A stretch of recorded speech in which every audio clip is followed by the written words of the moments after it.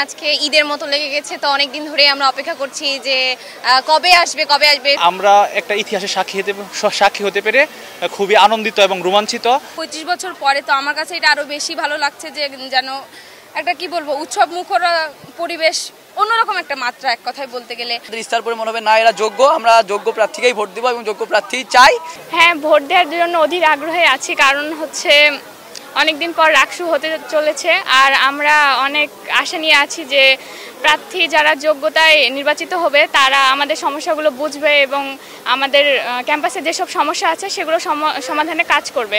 হ্যাঁ, আমাদের পরিকল্পনা হলো আমাদের জন্য যে কাজ করবে এবং আমরা চাই যে আমাদের শিক্ষার্থী বান্ধব যেগুলো অতীত রেকর্ড আছে, যারা বর্তমান সময়ে প্রেজেন্ট টাইমে আমাদের পাশাপাশি আছে, আমাদের বিভিন্ন সংকটে শিক্ষার্থীদের পাশে দাঁড়িয়েছে, আমরা সেরকম প্রার্থীকে যোগ্য হিসেবে ভোট দিতে চাই এবং আমরা একটা ইতিহাসের সাক্ষী হতে পেরে খুবই আনন্দিত এবং রোমাঞ্চিত যে আমরা এত বছর পর কি রাকসুতে ভোট দিতে পারবো এবং আমরা চাই প্রত্যেক বছর এটা যাতে কন্টিনিউ থাকে এবং আমরা যাতে যোগ্য লোককে প্রত্যেক বছর বাছাই করে ভোট দিতে পারি। আজকে ঈদের মতো লেগে গেছে, তো অনেকদিন ধরে আমরা অপেক্ষা করছি যে কবে আসবে।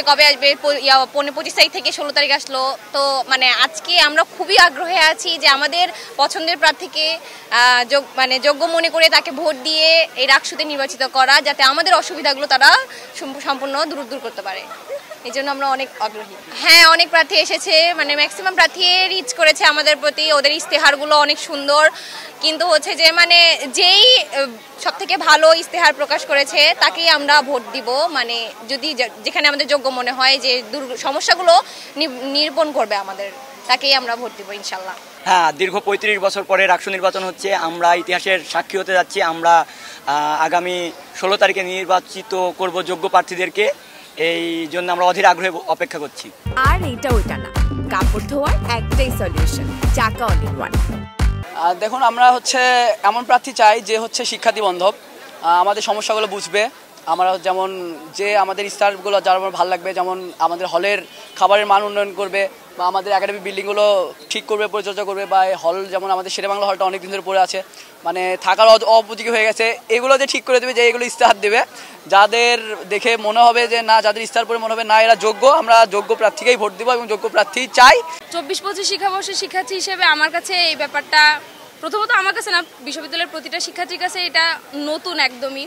আর 25 বছর পরে তো আমার কাছে এটা আরো বেশি ভালো লাগছে যে যেন একটা কি বলবো উৎসব মুখর পরিবেশ, অন্যরকম একটা মাত্রা এক কথায় বলতে গেলে। আর সকল প্রার্থীরা যতটা সম্ভব ততটা আমাদের কাছ পর্যন্ত আসতেছে, তারা তাদের বিভিন্ন ধরনের ইশতেহার আমাদের কাছে তুলে ধরছেন। কেউ এর পরবর্তী ইশতেহারে জিতুক বা হারুক, ইশতেহারে যাই থাকুক না কেন, নির্বাচনের পরে তারা তাদের কাজ করার যে মানসিকতা, বিশ্ববিদ্যালয়ের জন্য যে কাজ করবে, এই ব্যাপারগুলো প্রকাশ করতেছে। তো সব মিলাই ভালো লাগতেছে।